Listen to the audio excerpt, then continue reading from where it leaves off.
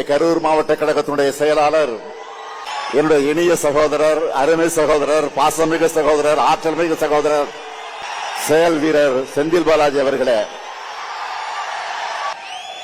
நாம கோடு போட சொன்னா ரோடு போடுவாரு.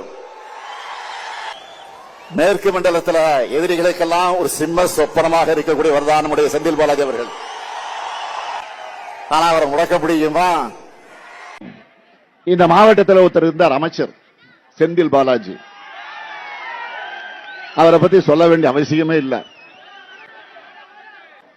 யார முதலமைச்சராக தேர்ந்தெடுக்கலாம்னு சொல்றப்ப அந்த பட்டியலில் இவர் இருந்தாருங்க. இவர் கெட்ட கேடு செந்தில் பாலாஜி பேர் இருந்துச்சுங்க. அப்போ இதான் வேடிக்கை.